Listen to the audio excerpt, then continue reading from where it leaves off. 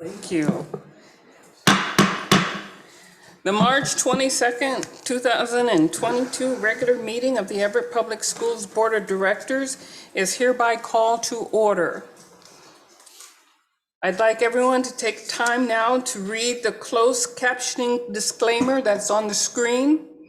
We are providing closed caption for our meeting. Please note the disclaimer being displayed at this time.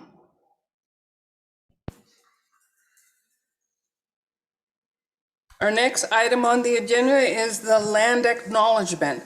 I will ask Student Representative Pilch-Basson to present the land acknowledgement. We respectfully acknowledge that we are on the traditional lands of the Coast Salish, Snohomish, and Tulalip peoples. We express our deepest respect and gratitude to the ancestors of this land, on whose shoulders we stand. In Everett Public Schools, we strive to create equitable outcomes and build a culture of inclusive belonging for all students, teachers, staff, and community. Thank you very much. Please stand and join me in the Pledge of Allegiance. I pledge allegiance to the flag of the United States of America and to the republic for which it stands, one nation, under God, indivisible, with liberty and justice for all.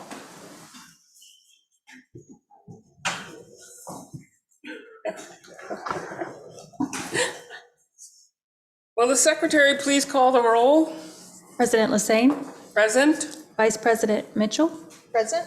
Director Nichols. Present. Director Mason. Present. Director Berg. Present. Student Representative Pilch-Basson. Present. Student Representative Colley. Present. The first item of business is the adoption of the agenda. Dr. Salzman, would you introduce tonight's agenda? Thank you, Madam Chair, Board of Directors, and to our public this evening. Tonight's agenda contains the following: the Superintendent's report, a segment for board comments, a segment for public comments, a segment for routine business, a segment for information and discussion, a segment for new business, a segment for upcoming agenda items. Since publishing the agenda, the following changes made to the agenda. Item 8.01, the Superintendent's report. The presentation was added. Item 10.02, approval of the personnel report. The report was updated. Item 10.05, approve the Aqua Sox license agreement, amendment number 7. The amendment was updated. Item 12.02, elementary student achievement update. The PowerPoint was added. And item 12.04, budget development update. The presentation was updated and the document was added. Thank you. Thank you very much, Dr. Salzman. Is there a motion for the adoption of the agenda? So moved. Is there a second? Seconded. It's been moved by Director Mitchell and seconded by Director Mason to adopt the agenda. Is there any discussion? I had a question of just a point of clarification on what the updates to the budget presentation was. I was not able to see those differences. If it was just clerical or substantial? It was just a word change, and the attachment was providing the board with a 10-year fund balance comparison to other districts. Perfect, thank you. Thank you. Thank you very much. Hearing the discussion is complete, we'll proceed now to the vote. All those in favor, please say aye. Aye. Aye. Those opposed, please say no. The motion carries. The adoption of the agenda is adopted. We'll now move to section 6.01, which is recognition, and tonight there are no scheduled recognitions. Am I correct? Okay. Item 7.0 is the superintendent's report. Dr. Salzman. Thank you, Madam Chair, and Board of Directors and our public. Last week, we opened our first of 2 of our family resource centers. You might have seen the article in the Herald. Through staff referral at any school, the resource center provides a welcoming space for our families to receive needed wraparound services and support. The week it opened, we're already serving families and strengthening student wellness, engagement, and safety. The second one will open next fall. And kudos to Chris Fulford, Joy Odom Grant, Jacob Ellsworth, and the entire team that really helped put this together. Great work by Chris Fulford and his team. I want to acknowledge him this evening. Kindergarten registration. Whoa, all righty. Imagine in 13 years, they'll be graduating. But registration for kindergarten started March 7th. And if your child be 5 years old by August 31st, you can enroll them now in kindergarten. It's easy. Just visit our webpage for the online enrollment and step-by-step video so you can understand the process. You know what tomorrow is? Tomorrow is the SAT for our juniors. Every year we provide the SAT free to our juniors. The test is tomorrow. So if you're a junior and taking this test, eat a good meal tonight and go to bed early. Rest up and be ready to focus for tomorrow. All other high school students, check your schedule because many of you might have a late start while the juniors take this test. Parents, this is for you. Next Monday, there's a parent night on social media presented by our nationally known expert.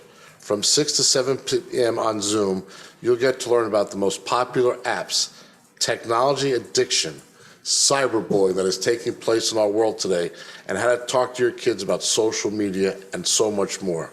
Please go to our website for the Zoom link. There'll be time for questions and answers too, and we hope to see you there. In our world today, it is very important that our parents understand what's happening. We're offering this service to you, and please try to take part in this. Last week was Educational Support Professionals Week. Cabinet members, board members, and community members went out and worked in with our classified positions with staff to show them our support and respect. I had the privilege to work alongside the food and nutrition team at Hawthorne Elementary. I can't say enough about this great team and every team in the district. But for the ladies that were with me serving orange chicken, by the way, is the most popular lunch meal, if you didn't know that, in our school system. And every child wanted that. But what really stood out to me is that these ladies knew every child's name in the lunch line. Every child's name. I was just so moved by them, and they're amazing. So it was a well-oiled machine, and it was a great day to show our staff and our public that we're all in this together. So thank you. Thank you, Dr. Saltzman. We'll now move to section 8.0. And this is board comments. The purpose of board comments is to share what directors and representatives have encountered through their work in the district, in schools, and in the community as it pertains to board work. Comments should be kept brief and should not share personal information. With that said, who would like to provide any comments or share your comments at this time on the dais? May I start? You may. I just want to say thank you for the district for hosting this parent social media meeting. I'm definitely going to attend as a parent. I wish we had been able to have this kind of information years before, but I think that new knowledge has come out about how detrimental some of these apps are to our students. And so I'm so thankful for this. I did have an opportunity to, with Larry, go to Silver Firs Elementary School and then Tambart Creek, where we worked in the cafeteria. Just so wonderful actually to have that one-on-one time with Larry to really learn about his role in his monitoring of schools, coaching of principals, and he gave me a couple good pointers on how to ask students what they're doing, not sort of how are you doing, and can you explain to me what you're learning, and do you understand what you're learning? So it was really fun, enjoyable to do that. And then the last thing that I'll say is that this is the first time I am not wearing a mask at a meeting. This is because I know that everybody near me is vaccinated. I still wear a mask when I go into crowds where I do not know if people are vaccinated because I do believe that I protect others and it protects me. When I was in those two schools, I wore my mask because I did not want to expose the kids to anything. I did not have any symptoms, but I felt it was my responsibility. But it was so lovely to see children's faces and then all the face things on the walls for the kindergartners and the first graders so they could learn mouths. And now with some kids not having masks, they can actually, I think it's going to help with phonics. And just, I don't know if phonics is the right word, but how you pronounce different letters in words. So it was just a really nice experience. I took the day off of work to be able to do that. So thank you, Larry. And it was a wonderful experience. Director Nichols, would you like to share? Thank you very much. Director Mason, would you like to make a comment? I guess on the common theme of Educational Support Professional Week, I too got to spend some time at Madison Elementary, and I basically was in the front office trying to stay out of the way because it is a very busy place. Jessica and Sarah were amazing at handling the comings and goings and the variety of situations that pop up in an elementary front office. It was eye-opening. It was just really fun to be in a school again for a little while. And I'd also like to say a big thank you to Director/Representative Berg for your work in the legislature. We are just so fortunate. We've had a lot of great support from all our legislators, and it's because of you and their hard work that funding is flowing to our school. We're improving educational supports, especially around social and emotional. So thank you. I know you have spent a few long days, but it's great to have you back here. So that's my comments. Thank you. Thank you, Director Mason. Director Berg, would you like to share any comments? I would love to share. I am so excited to be here tonight in person. I can't thank you all enough for your grace and your patience, not just with my absence from the actual meetings, but from I've pinged you and called you and asked questions and things like that, and everybody's been really just super helpful. So thank you, especially to Peter and Shelley, because I know we've talked a couple of times in the last month, and so just thank you for your help with everything. That said, a couple of things. Jackson High School did it up for their Black Culture Night. I don't know, I think a few folks in this room were there. I haven't had a chance to really share how meaningful that was, not just that they had that night, but that it was in person with parents. We were still in the masking stage. It was really crowded in the sense that there were so many people from all cultural backgrounds there to celebrate and there to learn. The super cool thing was, it wasn't just Jackson High. We had Cascade as well as Everett come out and support. If you weren't there, you missed it. They did a fashion show, and the fashion show was incredible. They did spoken word. They had the most amazing food that they promptly ran out of before I could get in the queue. But I just want to just shout out to the teachers and the advisors at all of the schools, because it was really an all hands on deck situation, and to all of you in this room that attended, because I saw so many familiar faces who just wanted to come out and support the kids. So it meant the world to those kids, and sitting with the parents, it meant the world to the parents. I talked to a number of parents who said they felt like their kids were being seen. I was at a table with a young, I call them young parents because they're far younger than me, but their kids are the same age as mine. And they were saying how their child was very shy and really didn't speak up a lot. And their child sang, participated in spoken word, and was a part of the fashion show. They were overwhelmed. So I don't know, I can't thank the district enough for that.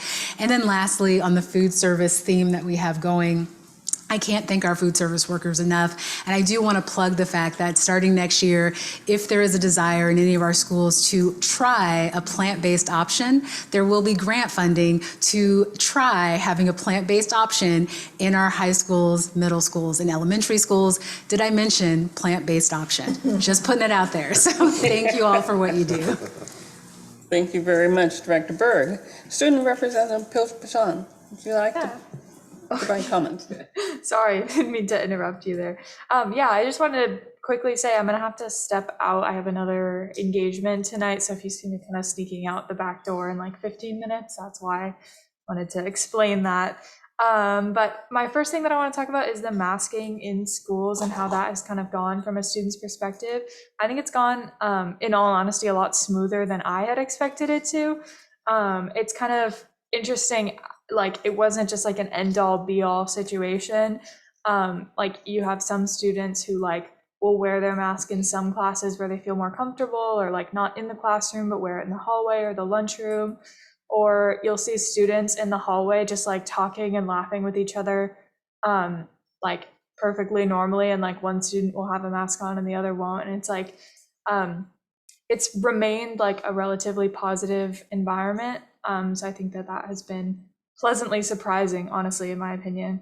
And then also, Dr. Saltzman mentioned this, but I want to echo the fact that the SAT is being provided for all juniors tomorrow. So have fun, Vinta. I'll enjoy sleeping in personally, but yeah, I think it's really great that we provide that opportunity. I never took the SAT in the first place, and I'm kind of starting to see how that's playing out in my college decisions, which I don't think it's had a huge negative effect, but I think it's great that we give students the opportunity to do that for free at all of our high schools. I'm going to say, I think for the third time, Jackson's having our first dance in 3 years, Tolo, this Saturday. So that'll be really fun. And yeah, I think the year is kind of slowly creeping towards that final stretch. And for me, especially the final stretch. So I'm going to try and sit back and enjoy that as it unfolds. Thank you very much. Student Rep. Colleen. Hi, I'm kind of just like readjusting everything Tara said. We do have the SATs tomorrow, which I'm very nervous for, but I'm hoping everything goes well. And kind of the same things have been going around Cascade. It's gone really good with taking the masks off, better than I expected, honestly, but everything's been going pretty good. There's been no conflicts, and everyone seemed to be pretty accepting about it, which is good. And we have our first dance as well on Friday, which is very exciting. So everyone's excited and getting ready for that. Thank you so much. Well, in honor of Educational Sport Week, I had the opportunity to shadow one of our own electricians, Roman Radchuk. He completed several work orders at Cascade High School, and I assisted him in going green. Now, what does that mean, going green? Well, it means changing out the fluorescent light bulbs to LED light bulbs. So that's happening in our district. We're going green. What a wonderful thing. Plus, he also worked on replacing electrical cords that kind of short-circuited, I guess you would say, at a steam table in the cafeteria. So I had a chance to just be with him there. So it was kind of great. I would like to thank him for his service in the district and for helping show me that we are going green and we are in it for the kids. And he is truly appreciated. He was very, very, he was a teacher, and he actually put it in the frame of a student's learning what the district was doing about going green.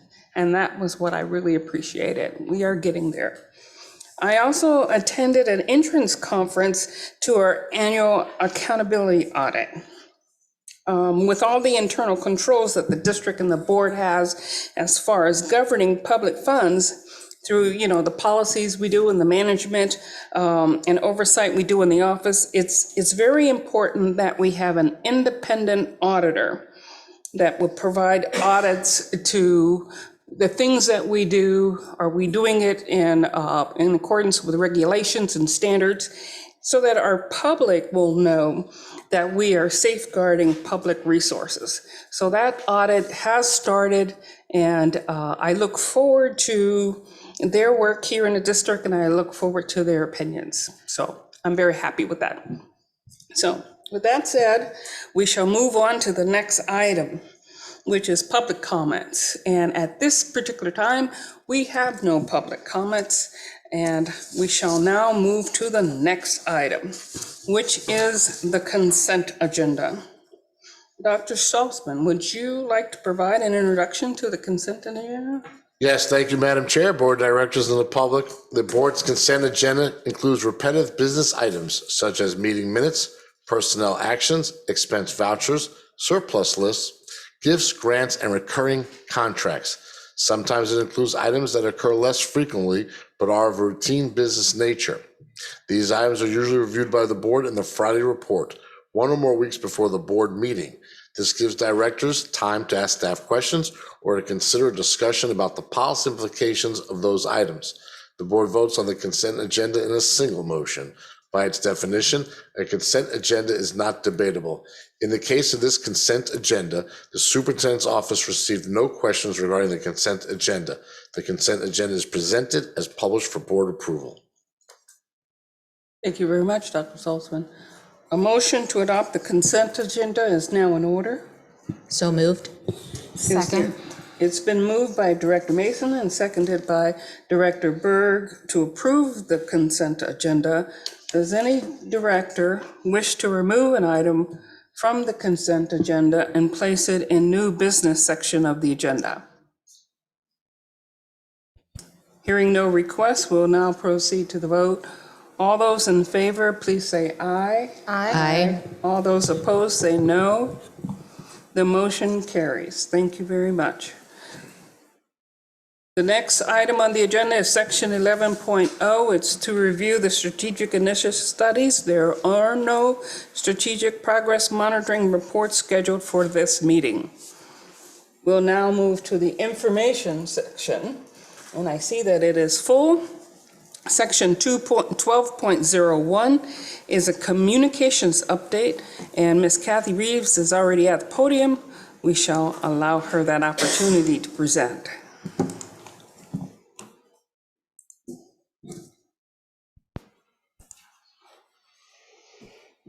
Okay, thank you for the opportunity to share my annual update to the board. This is going to be probably a very short presentation because if communications does our job well, you already know everything we're already doing. And a lot of what we update you comes with other reports because we just help them communicate out their pieces. So there might be a little bit of duplication, but hopefully a few new things as well.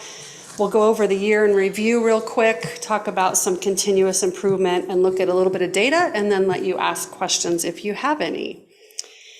So to look at what we've done this year, one thing we did was we spent a lot of time doing some new branding, and if you look around, you can see some of that. The first piece, which you know we do a lot of communication around, is just the different COVID changes.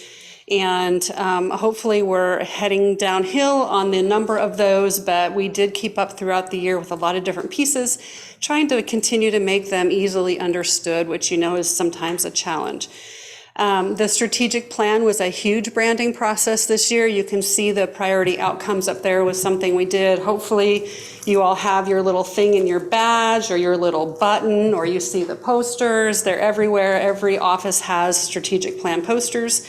And so we were part of all of that branding as well. And then of course we can't forget the levy, which we started in December, but it just went through February, but it was a lot of branding and communication around it. You can see the logo we have here. And I think that it worked fairly well. So we're happy with the outcome of that and all the different pieces that were put together for the levy. And then just some other redesigns that you may or may not have noticed. The board PowerPoint is different than it was in the past. We have all new banners in the CRC, which you can see some of them are here, or the big ones up in the entry and throughout, just to keep them fresher and cleaner. They'd been up for at least 6 years and were pretty faded. And then just needed to update the content on some of them. And then our school's newsletter, which is our 3 times a year newsletter to the community, is also redesigned just to add some freshness and hopefully continue to attract some views. Some other things that we did that we're doing a little bit different this year. One is that we've added SMORE newsletters. So SMORE is a product that lets you do e-newsletters. So you can see the one there that says family newsletter. That was done in a SMORE format.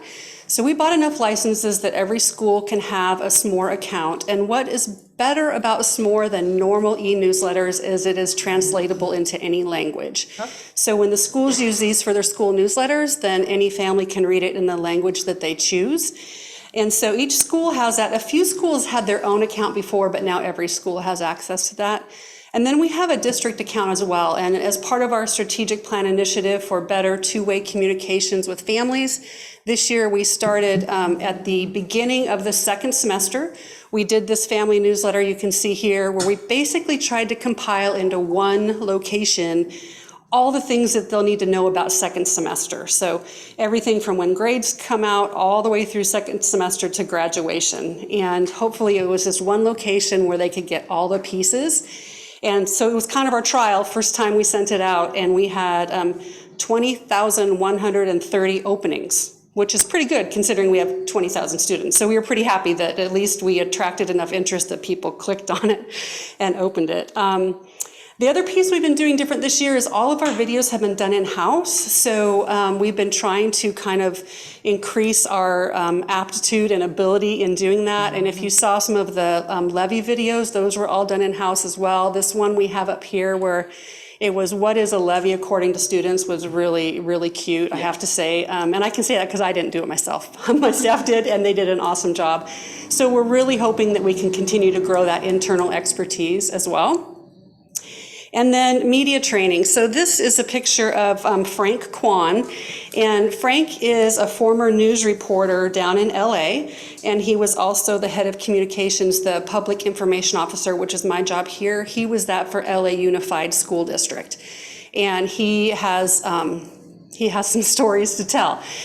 He moved up here as a pseudo-retirement, and so he came and he did a media training for all of Cabinet and for the communications team, and really talked about how to do on-camera interviews. And we actually got to do some practices where he played the interviewer and he recorded us. So if you ever want to see any of those videos of Cabinet, I told them I wouldn't show anybody, so don't ask. But it was a really good training for us because having a camera on you is a whole different experience than just standing at a podium for sure. So it was great to get more people trained in that type of skill. So the other piece is we put together a really comprehensive crisis communication plan and a tragedy communication plan. And I know that sounds terrible, but it's really important when times occur that could be very emotional, that you have steps to follow so you're not relying on your memory or what you think is right at the time when you're feeling emotional. So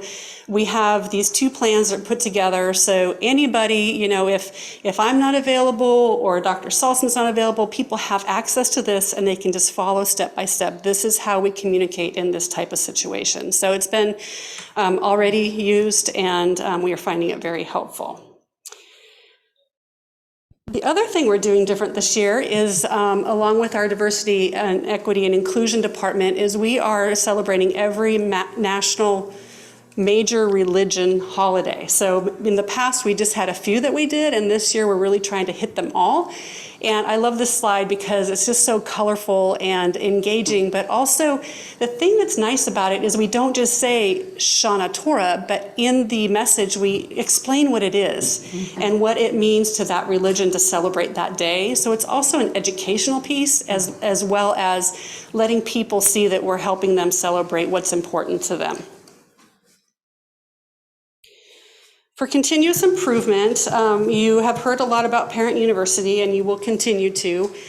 We do try to keep it updated and bring new videos to it all the time. We have a place where people can give us suggestions on what they want to have on there.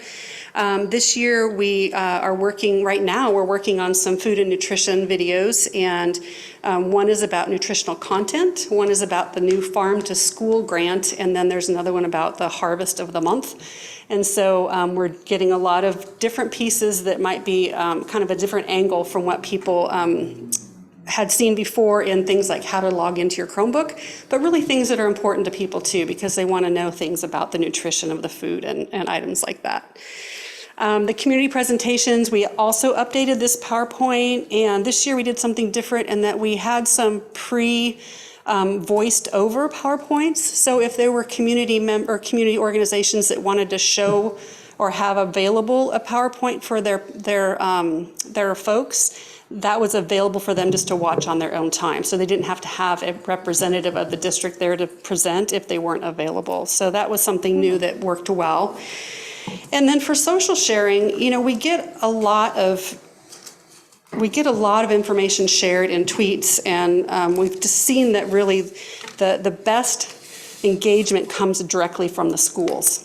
And so what we've been doing this year, or this actually since January, is we every day take 5 Facebook shares from the schools and we tweet them out. So we're getting much more engagement because that's the pictures with the kids doing things, and that's what people really want to see. So we're taking the ones that the schools are already sharing and trying to multiply the engagement from that, which is fantastic. And then you heard a lot about Let's Talk last week and the study session that's being utilized very well. We're in the middle of training right now, so we can roll it out to district departments on April 20th. That comes out, so we're working on that. The management of the chatbot Chet and the Let's Talk system is moving over into communication, so we can just keep that as a communication tool moving forward. And this piece is really cool. So we have a system on our website right now that alerts us of broken links or misspellings. And it's supposed to help us well with ADA compliance issues. But we've been looking for a different system to use, and we this summer are going to start using this new system that's actually integrated with our CMS, our content management system that our website is built on. And this piece will immediately alert us to issues instead of like a weekly report, which is nice. But the thing I love about it is PDFs are an issue when it comes to ADA accessibility. And this new platform we're going to be using, it can, if you see this little A with the arrow on it, anytime you have a PDF that you load right onto the website, this new platform is going to enable you to open it in all these different ways you see on the right. So if you have an e-reader, or you have one of those Braille machines, or if you want to have it audio, it will give you access to that and in every translation, which is really, really fantastic. And the other thing I learned, which this might be new to you because this was totally new to me, is right now, if you create a PDF, and let's say you wrote your footer first, and then you wrote the content, and then you did your intro or whatever, all the other PDF readers right now will read it in the order you created it. So it will start reading the footer first, and however you wrote it. Mm-hmm. But this actually starts from the top and works down. So it will make much more sense to people, we're hoping. So we're going to start using that this summer, and I'm really excited to see how that works for our ADA accessibility. And then just a couple bits of data. So you can see our social media stats. Facebook, that's our number of followers. That's a 3.5% improvement. Twitter followers is about a 9% improvement. Instagram has increased about 5%, and our mobile app is up 12%. We've really been trying to get our mobile app downloads up this year. Parent University, we recently added Career Link and Early Learning. Right now we're working on about early readers and food and nutrition. Most of our videos on Parent University have about 100 views, so they're not like overly viewed, but we're hoping that those 100 are the ones that people really needed to find out about those things. Our most viewed videos are our tech videos, like I lost my password, those types of videos. And then the highest viewed videos overall were the videos for our levy. And then for our website, you can see actually 80% of our visits are from desktops, which probably is because people who are our staff and have to access it probably do it from their website, but only 20% is done via mobile. We have about 1.3 million views a month, and then you can see our top viewed pages. Of course, that doesn't include the home page, which is where everything starts. And that is it. So, do you have any questions for me? Directors? I just have one question. Yes. For Parent U, I don't know who I should direct this to, but since we do have quite a number of immigrant families or people that transfer into the district that might be first time to public school, at our national board meeting, sometimes we've heard about programs that schools have to sort of introduce parents to what public school is. And I'm wondering if Parent U either has something like that, or if that's an opportunity that we could guide parents to sort of, why we have hours and why we have. Yes. So last year we worked with Washington WEAFA or something like that, Washington Education Foundation and the PTA. And we created 5 videos for that specific population. Okay. So what is public school? How do I advocate for my child? What does a school board do? Things like that that people might not know. Okay. And so there are 5 videos on there for that. Oh, perfect, because I had heard it was really created, for the virtual time. So that. Those weren't. Those were definitely those are for different. distance. Yep. Okay. Yeah. And do we know does the staff know about it, and do we getting many hits on those? I mean, I haven't looked at those numbers, and it probably wouldn't hurt to give staff a refresher that they're there for well, sure. especially because we heard last week, there's a bunch of immigrants now at a hotel in Everett. It's sort of like if Yeah. they're children with parents, is that an opportunity because they obviously are coming from a country that, school was different. Right. So, anyway. That's a good, we'll put that out for them Okay, again. thank you. Yeah. Any other questions?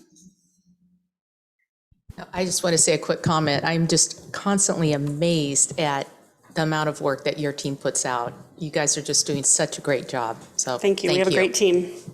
Appreciate it.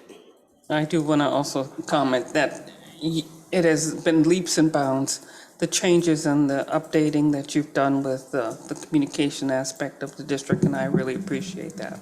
Thank you. Team has done an awesome job. Thank you very much. Well, section 12.02 is elementary student achievement update, and Dr. Boughton is at the podium.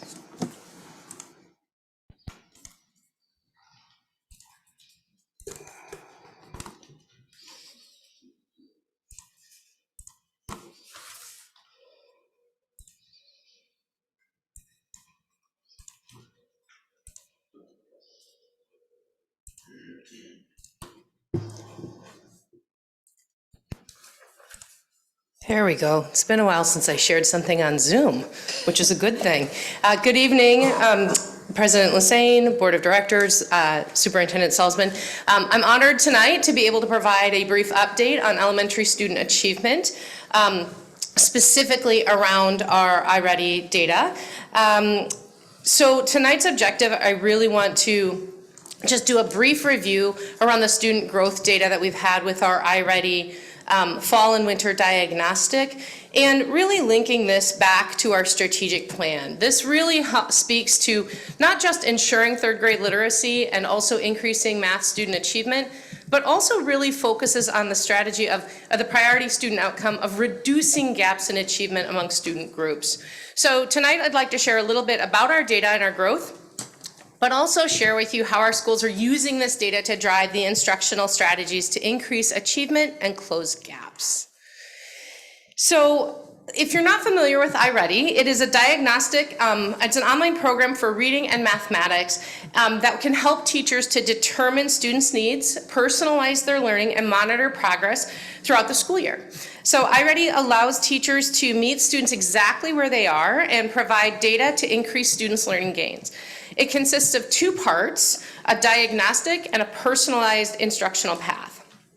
So the iReady Diagnostic is an adaptive assessment that adjusts its questions as students participate in it. So each item that a student sees are individualized based on their answer to the previous question.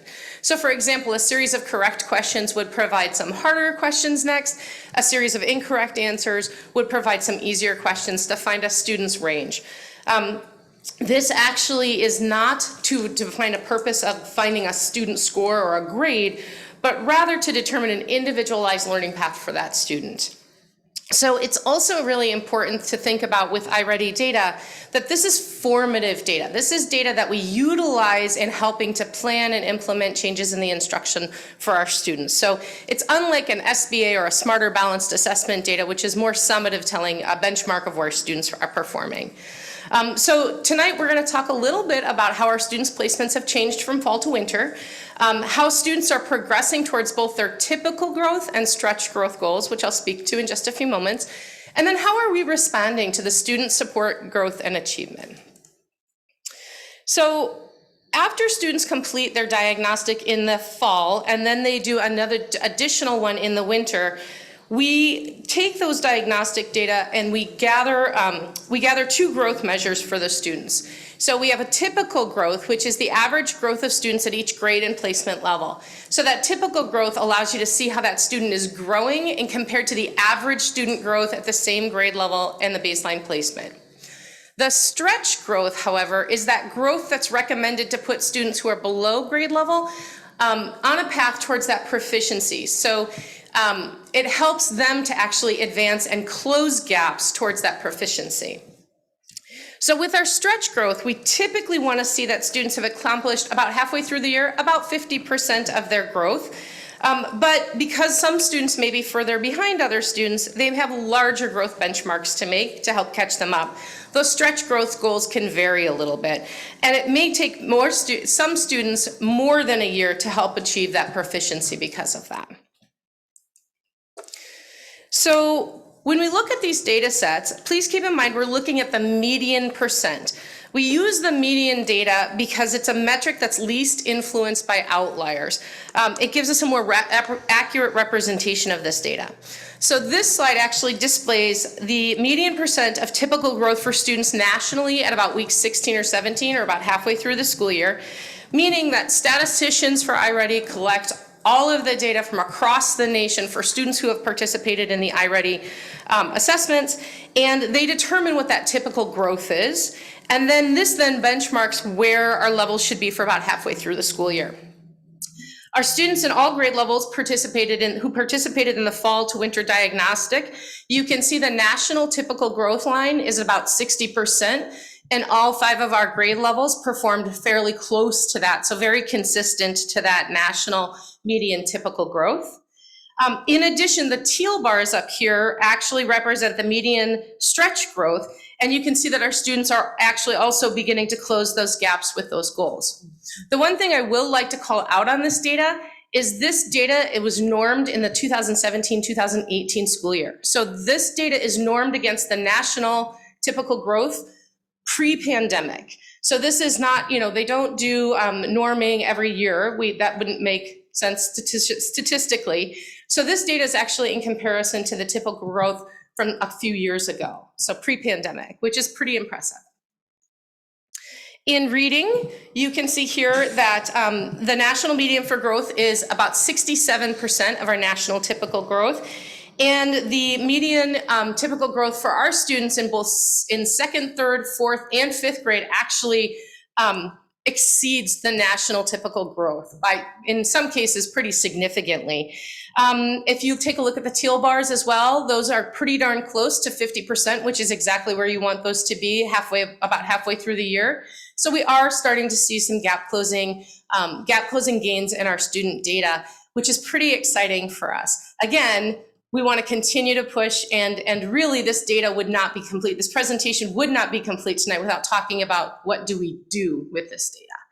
And that is where we're coming up to next, which is thinking about how do we actually utilize this data?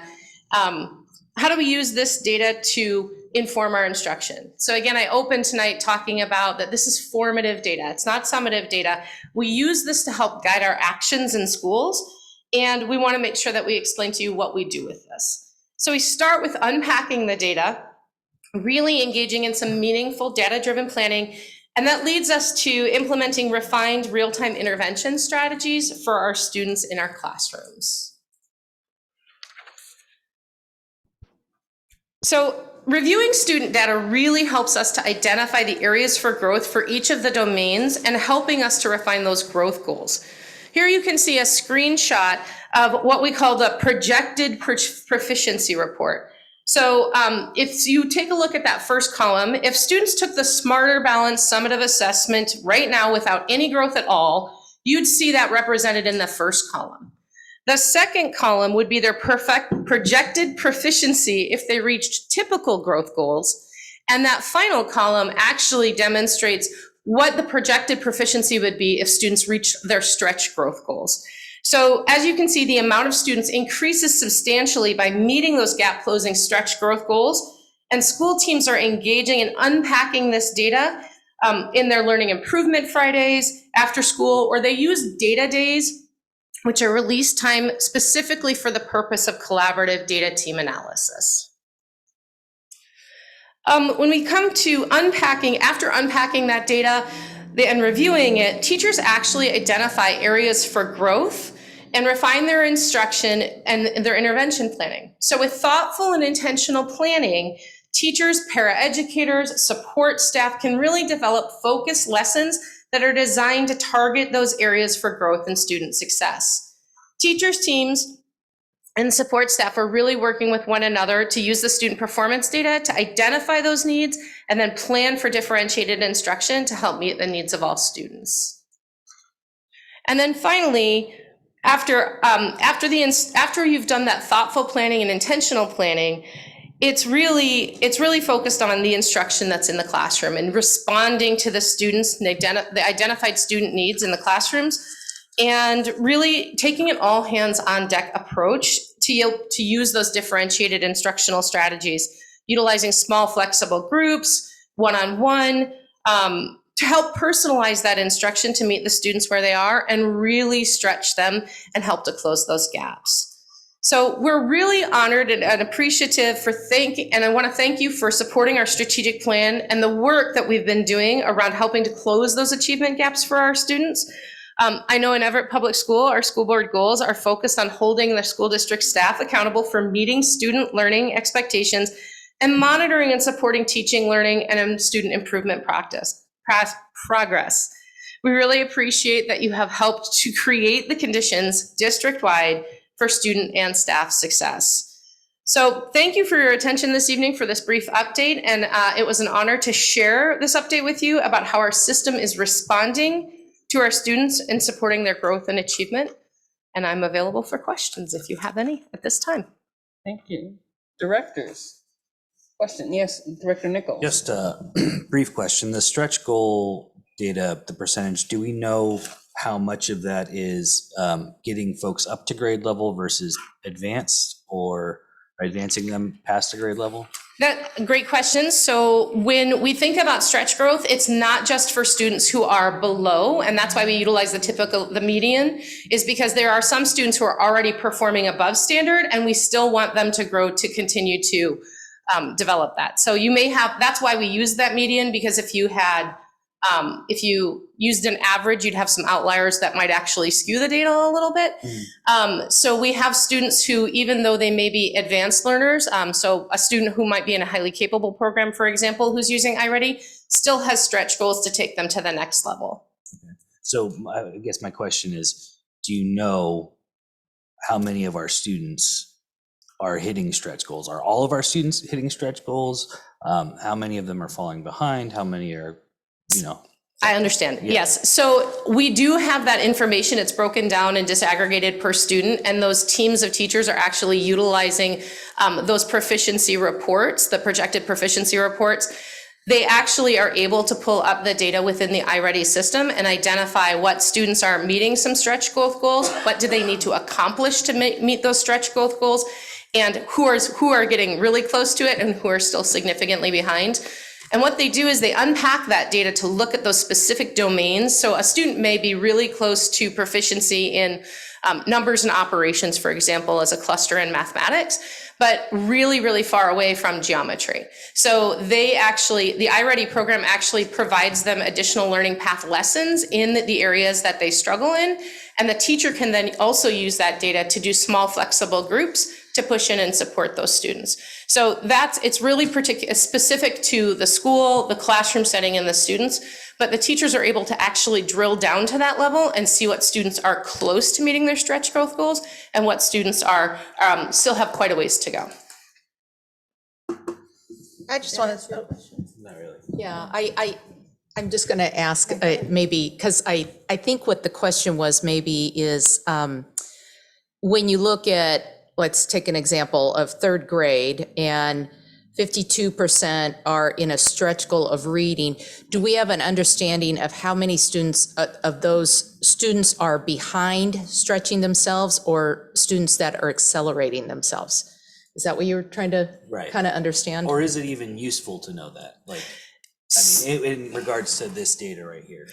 So I understand the question better now, I think, but I think that it probably could best be answered with, we know how far students have to go to accomplish their stretch growth. And again, that 52% is the median. So it's the center number that when you line up that data, that's where those students are at. So some students are achieving significantly over that stretch growth and some students are not. And we do know which students are close to that line and which students aren't.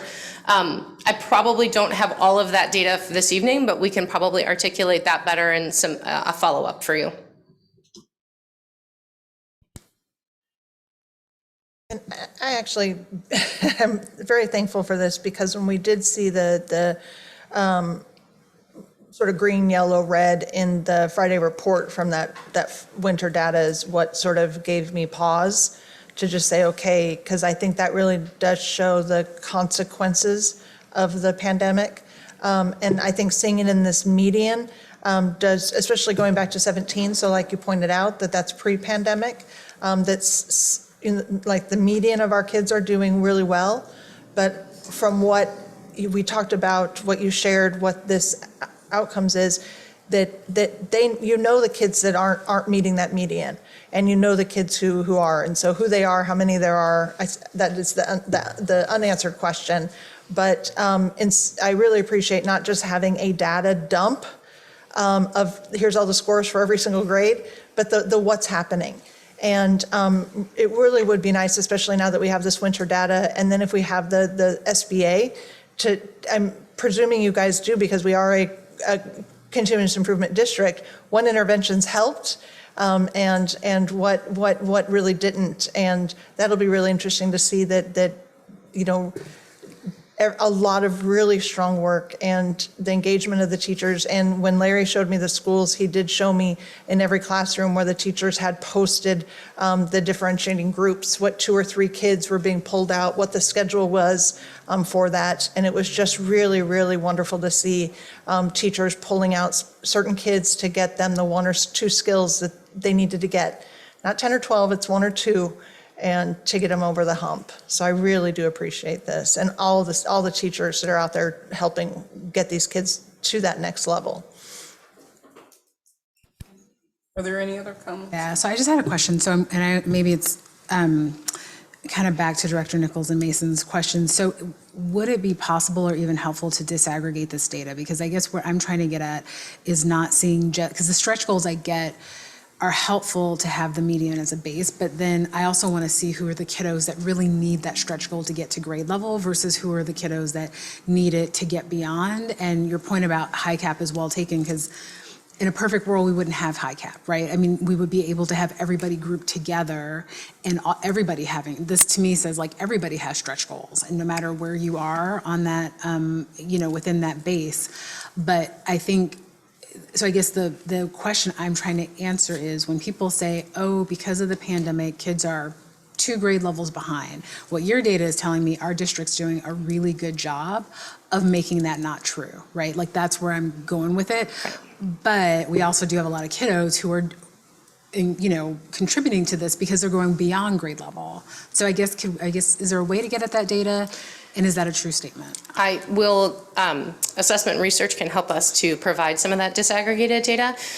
The one thing I think that is really important to remember, though, again, this is the formative data that schools are utilizing to help make some of those instructional shifts. So I appreciate the fact that it isn't just a kind of a data display. Like, we are really utilizing this information to help to close gaps. So if we can find a report that helps to, I think, clarify a little bit more of that disaggregation of how many students need more than a year's worth of growth to close those gaps, that sounds like that would be beneficial. Yeah, more like a proportional, right? So you've got this percentage of kids are trying to get to grade level, and this percentage of kids are going above and beyond grade level. So, you know, we don't need to know which students in which school, but, you know, kind of what is that stretch goal composed of? Is it composed of reaching grade level or exceeding grade level? Got it. Yeah, and I will say too, the nice thing about median, especially when you are doing percentile, it really isn't median, because it's the middle, because that's how they do median salary. Bill Gates falls out because if you did average, then everybody's average would be, you know, 1 million. But you take out Bill Gates, you take out the others, and now everybody's median is 80. And so that's what you've done here, is you've taken out those kids that are 3 grades above level, those kids that are 4 grades below level, because it is that median. And so their questions are perfectly asked too. How many kids are out there? Yeah, and we can find that data to be able to provide you with I think more clarity around that topic. Yeah, but this is wonderful. And I think it also tells a good story too, because you guys all probably get those same calls right after the high cap lists and people are like, my kid didn't make high cap, and what am I going to do? The world is falling. But this is telling me that we are serving all kids where they are at, and that's amazing because no matter where your child is placed, they're going to be able to identify a stretch goal and achieve a stretch goal, whether or not you're in a traditional high cap program. So that is something I would love to shout to the rooftops, because we're getting to that time of year again where our phones will start ringing with very distraught parents, at least my phone rings, with very distraught parents because they want their kids in what they perceive to be the only and best program, whereas as a district, all of our programs are amazing and all of our schools are amazing. So thank you for that. Well, and I think, sorry about that, the kids aren't told there's a stretch goal. They're not told that there's a goal, are they? A lot of teams actually do what they call data talks, where they sit down and they have an individual conversation with students, and they talk about what students need to do to embark in that. And it's not just hey, this is what you need to do, student.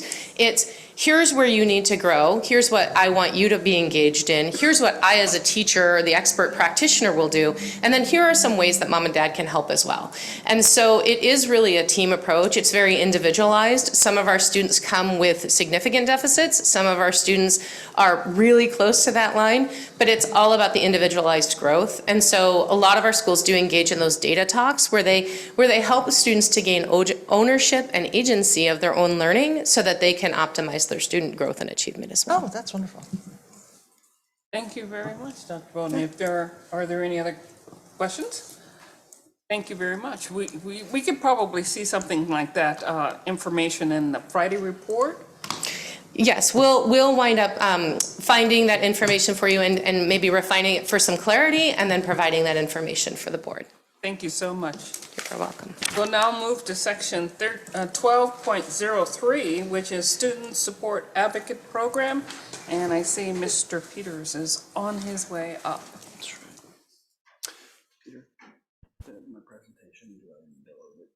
I just wanted to apologize to Director Berg. I didn't mean to step on your time. I'm sorry about that. I didn't mean to jump in. I didn't even notice, so now I'm super offended. Now that you know. Yeah. What's that? Okay, can you do that? And then I'll. Okay. All right. So I wasn't aware I needed to upload my presentation ahead of time on there. Sorry about that. So Jeff, would you be ready to go, and then I can make sure to get that ready? Okay, thank you. So, all right, why don't we take a recess at this particular point in time, about 5 to 7 minutes. Okay, we'll take a recess. Thank you. Oh, okay, I'll go make a phone call.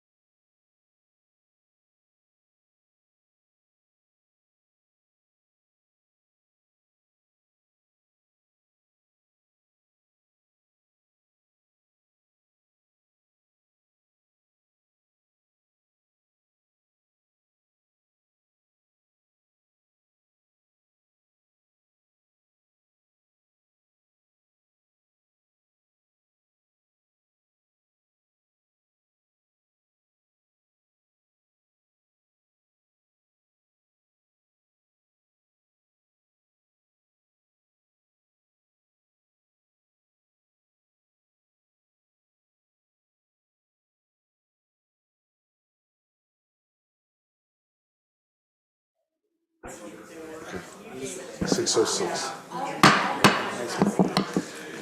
I see we have the Student Support Advocate Program on the screen, so let us commence with that presentation. Very good. Well, thank you for your grace on that.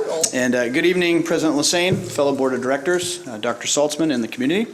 It is my pleasure tonight to share with you a spotlight presentation about our Student Support Advocate Program in Everett Public Schools. The role of the Student Support Advocate is to provide case management services to meet a student and family's comprehensive needs. This is managed through a collaborative process of screening, planning, facilitation, care coordination, evaluation, and advocacy for services. The program was established in 2014 at our comprehensive high schools based on grant availability. And the program expanded to North Middle School in 2017 when the grant again became available to add an additional student support advocate. The county annually issues a contract for services through our student support services in Everett Public Schools. And our model involves placing a student support advocate in a school to help identify at-risk students' needs and connect students and families with relevant services in and outside of the public school system. This proactive intervention model keeps students engaged in school by assessing needs, connecting them to existing community resources, and advocating for services within community and state agencies. The student support advocates serve in many ways as a bridge between our school counselors and our social workers. The program model employs a holistic, trauma-informed approach that addresses the needs of the family. This often includes home visits and can include supports with essentials like clothing, transportation vouchers, utilities, and the student support advocates partner with our amazing McKinney-Vento coordinators for students who are homeless or who are at risk of homelessness. And recently, Snohomish County Human Services provided an opportunity for districts to apply for another expansion grant to add an additional student support advocate to our district. So we enthusiastically took advantage of this opportunity and submitted our application early in February. And it was great news when we received the word that our application was approved for a new student support advocate to serve at Evergreen Middle School. Our enthusiasm was backed up by action as our new advocate was in the role working just 3 weeks later. So in summary, our student support advocates provide a key element in our tiered system of student supports that we offer to our students and our families, influencing in a unique way the success of our priority student outcomes in Everett Public Schools. So thank you, and at this time I'd welcome any questions or comments that you have. Directors, are there any questions? I had a question regarding just the training and background of student support advocates. Are they, do they come from a social work line or what is typical? Yeah, a lot of them have backgrounds in social work. It's a classified position. So versus our social workers who have a certificated position. Okay. And so, yeah, so a lot of them have had, when we've done our recent interview, for example, that's some of the criteria that we were looking for was that they had extensive experience with students, particularly students at risk. Some of them had already worked at other agencies, local agencies that had done that. We've had applicants that have worked in drug courts, all kinds of different things like that. So they definitely have an extensive background working with at-risk youth already. So do the SSAs, are they work in conjunction with our social workers here as well as the McKinney-Vento workers, right. Yes. counselors? So they're kind of seen as a bridge between the school counselors and our social workers. So when it was really great, once we had our student support advocates first on board, our counselors are a little more limited on how they can do home visits and how much time they can spend helping solve or address some of those issues that really are outside of the school walls. They do, but but the student support advocates then can kind of take their lead or can provide information back to our school counselors to really help provide those supports. And then when we get to the kind of that tier 3 level, really too, they can then partner with our social workers that we have on board as well now.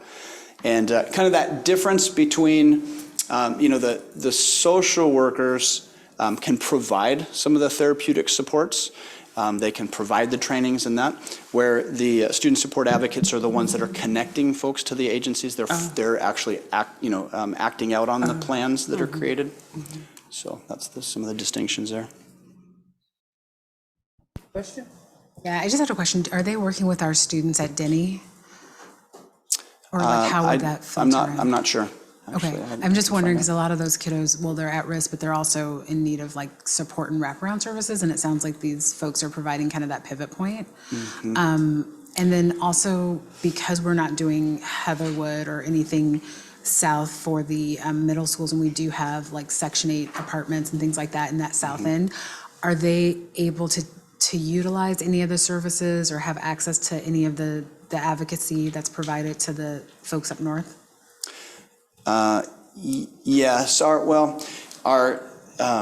the grants are specific to kind of the free and reduced lunch populations and that. So they're competitive grants. So in even this past expansion they're given out to the schools that demonstrate the greatest need, right? And so as they expand another opportunity, we're going to apply again, and we'll continue as many as they'll give us for that. But so really what I would say to answer your question about the middle schools in the South region right now, when they have siblings that attend Jackson High School, for example, right, then there's definitely those kind of connections that we can do.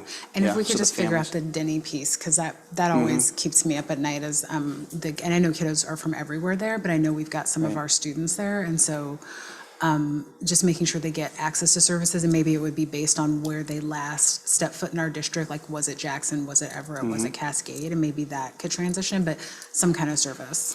And is your question specifically about while the kids are in Denny or once they return? Well, really while they're there, because my understanding is that we have some type of, like we keep them up academically, like we, in terms of providing teaching, and I think there's like a pool type teacher that goes there. But what I really don't want them to miss out on are opportunities for wraparound services, right? So deadlines for filling out forms and other things that would happen if they were in a campus-based situation. But since they're in a correctional facility, they're potentially missing out on a service that, anyway, just making sure they're looped in. Okay, great. Yeah, I'll check in that. Just to clarify on that topic, are the grants school-based? Are they tied to a position at a school? For our current program? Yes. Is that what you mean? Yeah. So we have one student support advocate per high school. And if I'm answering your question right, and so now, I guess I was asking about when the funding comes through, is it specifically targeted for a school? Yes. School for an individual to be? When we applied for it, we applied specifically for Evergreen Middle School, which was our next in line for demonstrated highest need. Yeah. But if there's a demonstrated need across the district, can we utilize those same funds to support student advocacy at another school? Not specifically through this grant. Not through this grant, but we could through like our resources, our family resource programs that we have throughout the district. We can utilize those Or funds. self-fund out of the general, I mean, it's 3 FTE potentially for those other 3 districts, other 3 middle schools. Yes, we're getting grants, but if it's an essential service, I wonder if that's 3 FTE that we need to fund. And, and replace it with grants when we can get them and not give up those grants. But I think I'd like to look at 3 FTEs. Or, I'm sorry, what are you asking for? Or SSAs for the other 3 middle schools. Because Okay, so we have social workers and it's based on the free and reduced population. I understand, but there's poverty at all 3 of the middle schools. And the social workers, there's only 3 of them that are covering the district. And if there is a need, and that's, I don't know the need at the other 3 middle schools, but if there is a need, at the most, it's 3 FTEs that, 1 at each school. But again, I don't think we have enough social workers in the district to cover all 4 high schools and all 5 middle schools to the extent that I think our students need. I think that what I hear is these are a good gap with the counselors, and maybe it's not a full FTE that Gateway needs because of their low poverty, but there are students at Gateway that are in need. I think that would probably be a budgetary question that when we start thinking about the budget, we can talk along those lines as far as need. But it would be beneficial to have some more data as far as what is our need. And that way that could help us make a determination or assist in making a determination of what's the need. At this point in time, we can't. My understanding is great that we have these programs at these particular schools, but if there is a need through other programs we have at the district, at any of the other schools, through the family resource centers that we're, bringing online for the McKinney-Ventos, the social workers we have here, the McKinney-Vento counselors we have, we should be able to fulfill whatever need is available throughout the district with the resources we currently have, correct? Jeff hopefully is taking notes. Just because since this is literally my wheelhouse, let me kind of put this into a perspective. So these types of positions are case management triage positions. So when you have a greater need than you have, licensed staff to deal with, these are the folks that go in and they triage which ones are the highest priority, which ones can I link with this program, and they'll take care of them. That way our social workers can concentrate their efforts on the kind of the big fish. So these are incredibly valuable positions and programs. And yes, it'd be great at every school, but if we're covering those schools with an inordinate amount of need, something that a social worker by themselves could not do, that is where they are best served at this time. And hopefully working together, we can get it so that our communities grow and we won't need these positions anymore. But until such time, I think this is a fantastic program.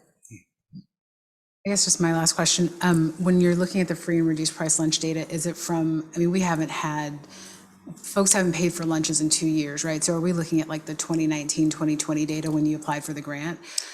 So, and that's just like my worst fear, right? Is that when we get back to that point, because we know, so if, everybody on that IR at Heatherwood knows that demographic has drastically changed since before COVID, but the numbers that we're saying, what Heatherwood looks like, we're saying it looks like pre-COVID. And I'm just using that as an example because I think that's the case for most of our schools. And to Andrew's point, these are the high, I'm not saying that they're meeting that category, but I just want to caution, as we make decisions based on poverty data and free and reduced price meal data, that data is really bad.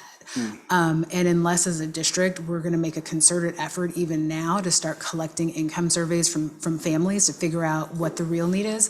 Because if you go there and everything from, minority, majority population is flipped. You've got a lot more folks coming from housing that will tell you where their income level is. And so it's just not the same. The south part of our district does not look the same as it did before COVID. So I'm putting that out there as a caveat as we say where the highest needs are. The south end is not what it used to be in terms of people's perception. So that's just my 2 cents. I think it's important to clarify too that the grant that we have for our program, it's a continuation grant. So every year now we'll receive it, and as long as the funds are available. So we don't have to apply every year. The only reason we did recently was because they offered an expansion opportunity, right? And so we did for that one school, and so we used the previous data that we had. So, but your point is great, and I think that we're noticing that there's a lot of implications in a number of areas. So that free and reduced lunch piece, from college-bound scholarships to there's a lot of pieces that are impacted. So thank you. Are there any other questions? Thank you very much, Mr. Peters. We'll now move to section 12.04, which is the budget development update, and Mr. Jeff Moore is going to provide that for us.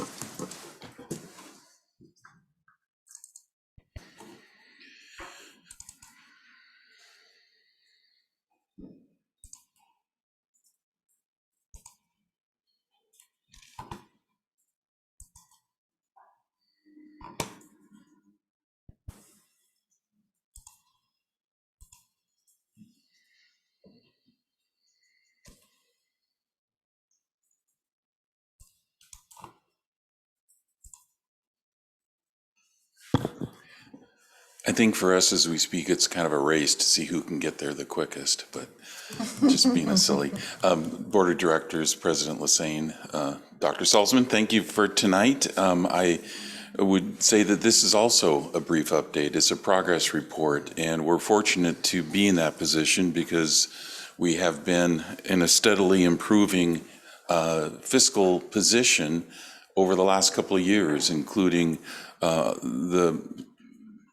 the actions of our legislature in response to an unusual budget surplus that I don't remember of this scale in many, many years. So again, hats off to our legislature. I'm just going to give you an update on the quick comments on the outlook, the budget development timeline, legislative outcomes, and really the attachment to the agenda is really a detailed analysis of right-sizing our ESSER expenditures for what we think are going to spend this year and prioritizing what we're going to use it for in the following year. So that's where we are in the process in terms of specificity, and hopefully that will help as we go forward and begin to identify strategic outcomes. Then I'll talk about next steps. So certainly a lot of reasons to celebrate. I looked at this later and thought, this sounds sort of negative. Maybe this is more of a celebration.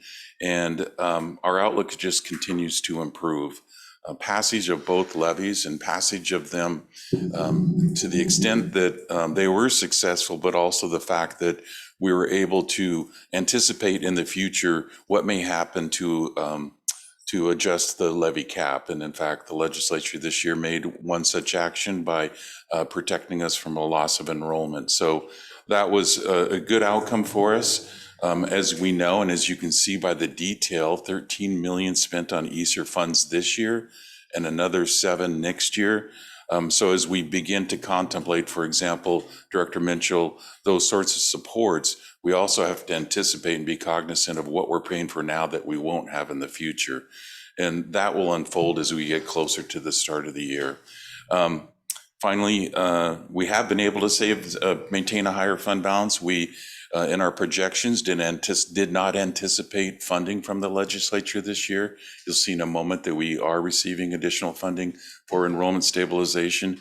As I mentioned, our economy continues to improve, and we will be updating the projection and providing you some more clarity in our quarterly report to you that comes on Fridays. And finally, it's really more now than ever under this strategic plan that the plan is really driving the work. It's really driving what we're going to do and above what we're doing today.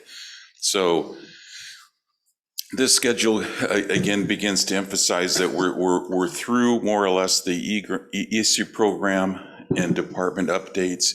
We've also collected updates, and we always try to phrase it this way, current year strategic actions extended into next year.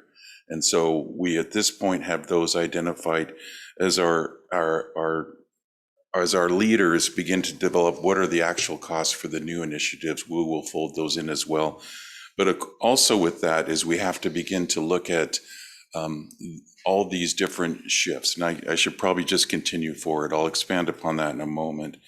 The legislative outcomes, we looked earlier and we talked about the Long-Term Care Act being delayed, and it's not to say that it was poor legislation, is to say that it needs to be worked on. So we appreciate waiting for a period of time where it really does benefit all state employees and private sector as well. We mentioned that the enrollment stabilization funding passed, as well as the prototypical school funding increases. I'll go over those a little bit more detail. This healthcare pension, I have left that on there. It did not pass, but it is well intended to look at private sector businesses that work for us, such as Durham Transportation or other agencies, but in particular this, and look at how we provide healthcare benefits. I just would say sort of the gap is kind of crossing from what the state can provide to all state employees to what a small corporate entity can do with 150 employees. And so somehow that there is a good outcome there, but it's going to continue to move forward. Enrollment stabilization, there was the House and Senate each had a view, and in the end, I think the Senate version is what prevailed in terms of looking at this current year and comparing how many students we have, how many fewer students we have from 2 years ago, and that number is 570. And then we're going to pay for half of that. So 285 students means that we will receive revenues for students and to cover some of the staffing costs. And you'll see, and you can see in the Easter plan that we've overstaffed intentionally to lower class sizes. So in the end, we may recode some of those to this state funding and then preserve Easter funds for the future. Those are the sorts of things we're trying to work through strategies with right now. I also mentioned, and we don't often talk about LEA, but LEA is so important for our rural districts and those districts that don't have kind of a corporate tax base. But for us, it was important. It's about 1.4 million in the calendar year of 2023 that we saw an increase based upon that legislation that, again, in the same way, looked at how many students you've lost. And we certainly hope that beyond that, that we will regain our students, and it'll be more based upon our actual model. And then what we haven't determined too, and we've talked about it, and we haven't maybe for a while, is when you have a COLA, when the state provides you the COLA, it's based upon their state-funded staffing. And we have additional staffing in certain areas and staffing above that. So there is a local cost to that. Certainly a 1.4 million in the levy may offset that, but all those moving pieces are in place right now. The 5.5% COLA is most easily stated. It has a catch-up provision. There's a timing issue with when the legislature must decide what the COLA is for next year and when the law says this is the actual COLA. And in some years it got ahead, some years it got behind. So I think the actual COLA is 2.8, and they kind of reset it based upon the last 3 years at 5.5. Remembering this is the last year in which Everett will receive funding for 3.5% because it's that final year, and I don't have to talk about it ever again, of the regionalization phase out. We will be through that, and we'll be right sized going forward. The 1664, it's a broad range of descriptors there. OSPI is working on, the duty codes and what we're able to do and how do we revise our S275, which is a staff reporting tool. But in essence, we can see as we were developing and we had needs beyond what ESSER funding provided. So in this right here, this last bullet, Director Mason, is where I accidentally had 3 social workers, 2 nurses, and 3 social workers, and I had to change it to behavior specialists, MTSS. So right now you can see that that I'll move that, Jared, move that up there. That in the area of social workers, we now actually do next year have more funding than what we're currently providing. So we have moved out of ESSER into basic education, those staff positions. Also note that this particular funding increases in each and every year. So the areas that you were discussing with Mr. Peters are areas of focus where resources and an accountability to spend them in those ways will be upon us as we look to future year budgets. I'm just going to keep rolling through the ESSER update. As I mentioned, you have a pretty detailed spreadsheet. And the thing I want to emphasize to our public and to when the auditors are here and they're going to look at our ESSER spending, and if the federal government wants to see how we're spending it, Dr. Salzman has always been very clear, and I think we all would agree, let's focus on students with it. And so in this current year, as I mentioned, 13.2 million spent on ESSER. And you'll see this area of clean and sanitized facilities. I think we committed to the board last spring, this would be the year where we utilize it. We don't think it's applicable. So as we look at the Department of Health saying you still need MERV 13 filters, you still need masks, you're still going to need things. We're going to institutionalize that into our basic ed funding. And health response and safety efforts generally has to do with our additional nurses. It has to do with paraeducators. So as we look at this year, 74.6%, and you flash forward a year to next year, that 7.7 million is 89.8% that are really going to focus on our students in general. And I would argue that that 10.2% is supervision paras. It's people that we can't say specifically, they're keeping our students safe by being there for our continued use of CARES room and continued, just migration. I think we might find it when this is all over that we'll have to reassess our staffing as we begin to see what those needs are for that kind of service, particularly nurses and paraeducators. So our next steps, I think I've probably described most of them. The law gets passed down to OSPI, and putting that into action is kind of what they're doing, the rulemaking, the logistics, the how you report it, the how you code it, the how much is going to be in basic ed, special ed, CTE, and all those numbers are being digested. We know the big number, and we're sort of merging the plan for that level of specificity when it emerges. And I mentioned there's several things here that we're going to take a look at, and by mid-April, update the board on what we think the ending fund balance is. We're thinking it will be higher, but it may be that if we actually recode some staff to basic ed, then the ESSER funds we won't access. So we'll give you a better idea of that coming up. And then always the enjoyable ASB presentations are scheduled for May 10th. And then the rest of our team are developing their budgets to integrate the overall budget to before you as a first reading in July. So that is what I have for you tonight in terms of budget progress. Welcome any questions. Do you have any question for Mr. Moore?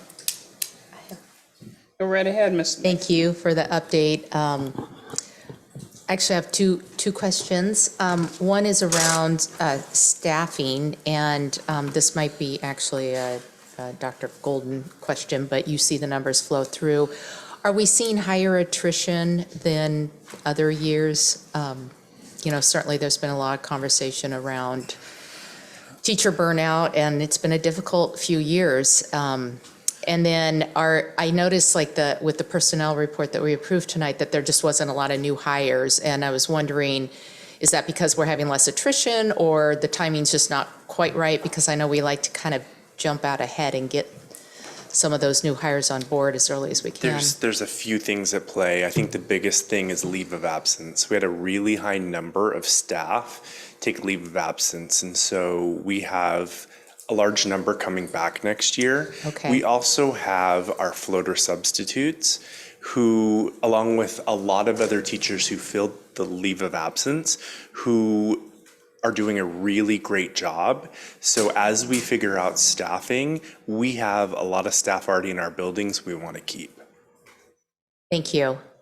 And then I was just looking through briefly, I didn't get to every single line item, but on the ESSER revised expenditure plan, you had talked about using some of those funding for lower class sizes. And I noticed that the Everett Virtual Academy, probably because of the nature of the students and the different grade levels and such, the way they break up, that some of that funding was going into lower classroom sizes. Were there any other grades or schools impacted with lower class size from the ESSER funding?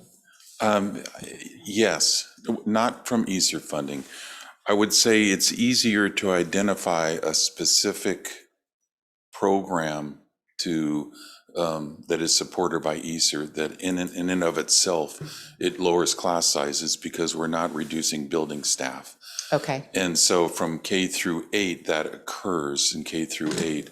In our high schools, if you recall at the last meeting, we had lower enrollment in elementary school. We had about break even in elementary school. We were down 120 in middle school, and we're increasing in high school.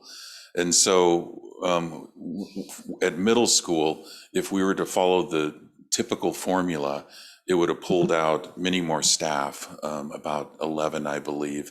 And right now we're reducing about 5. And we're relying upon the ESSER fund to keep those class sizes lower, anticipating that in the fall, more students may show up than we anticipate.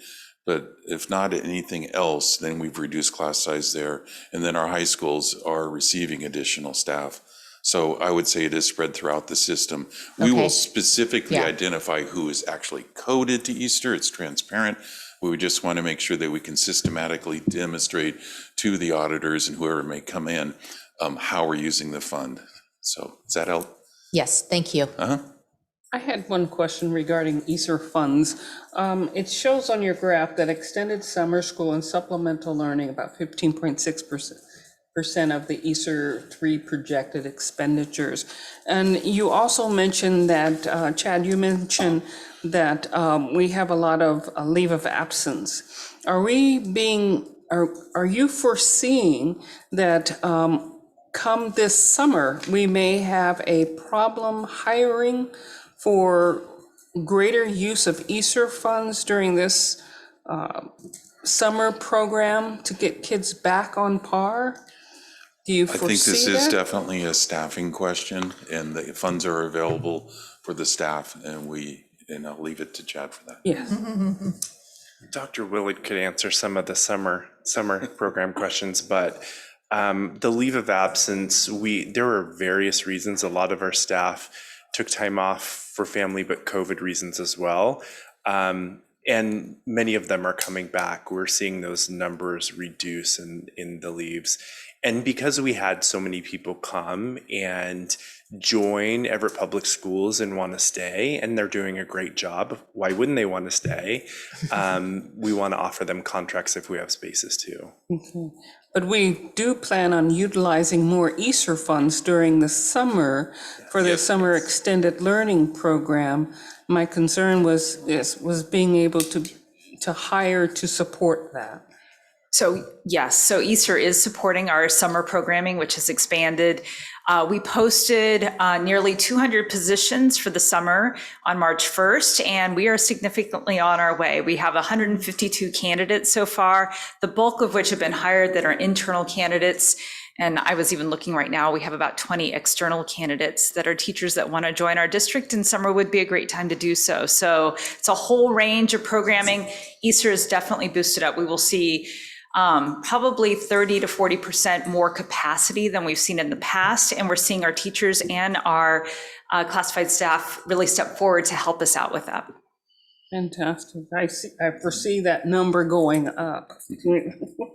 So utilize that money, because that money has a sunset on that money, correct? Yes, it does, but we're well ahead of the sunset. If we have planned expenditures for next year, we've fully expended or are close to, and we'll have the ESSER 2 utilized. We've already completed ESSER 1, and there is kind of a carry forward provision. So we've got plenty of time. And that's why if we can reserve those funds for other purposes, we'll choose to do so in the future. Thank you very much. And just a quick question. So just to be clear, summer school's free this year. Is that what I'm hearing? Yes. Yes. Okay. I just want to say that like super plain.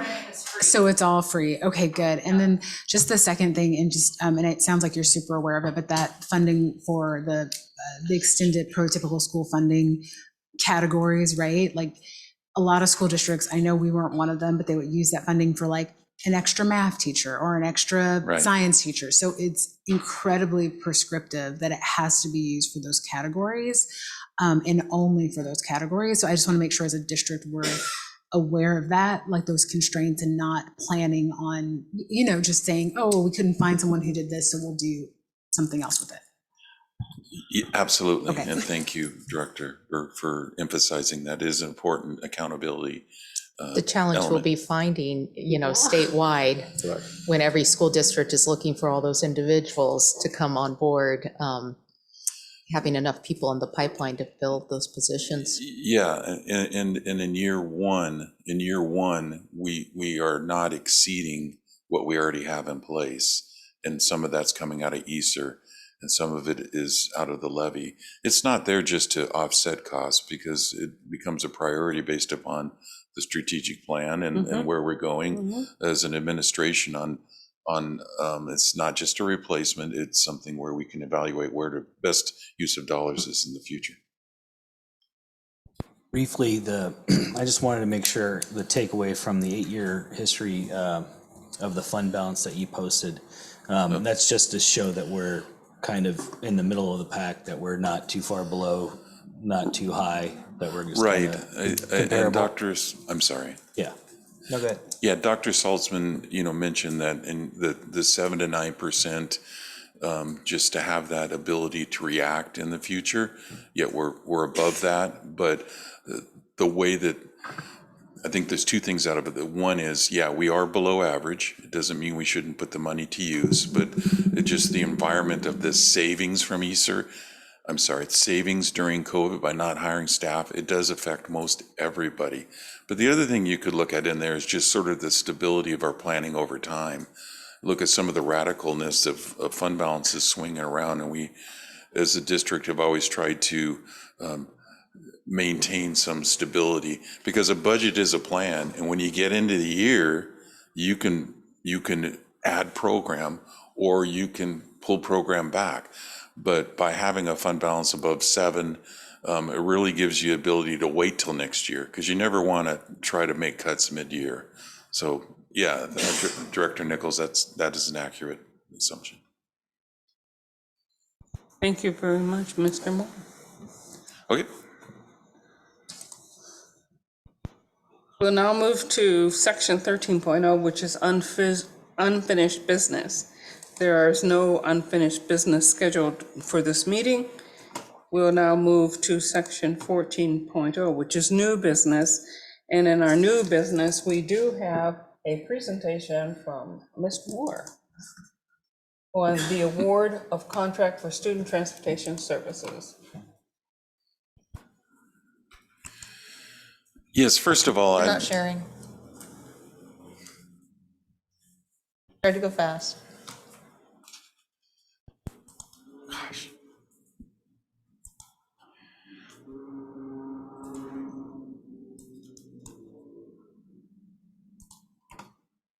Haste makes waste, right?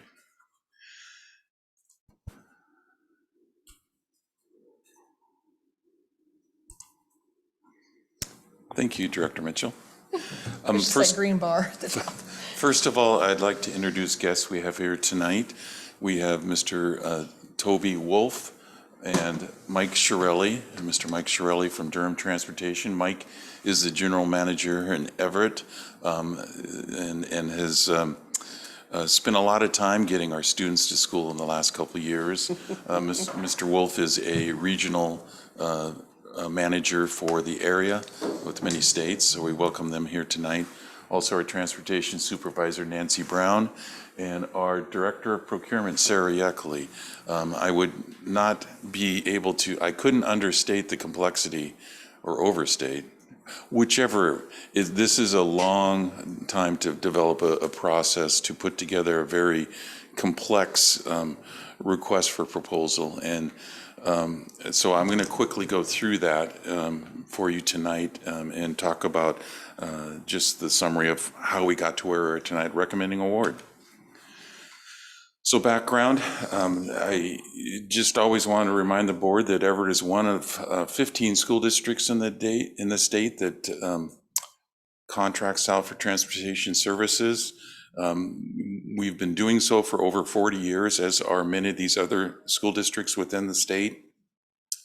It is more or less from a period of time where I believe, from talking to my predecessors, where there was a thought that privatizing in the world and going out for bid, that we could use public resources more effectively.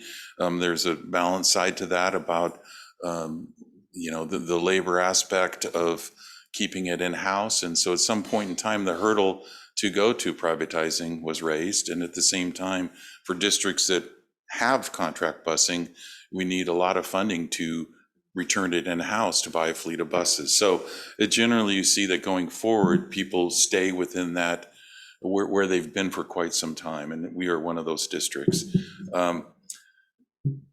The contractors also provide field trips, student activities, athletics, and they work in concert with our transportation team, which is primarily focused on McKinney-Vento and special ed. So we share special ed with the size of vehicles. And as you know, we are required every 5 years to go out and create a competitive process. It's a request for proposal process. It's not entirely dependent upon cost. It's really dependent upon what is the best value to the district.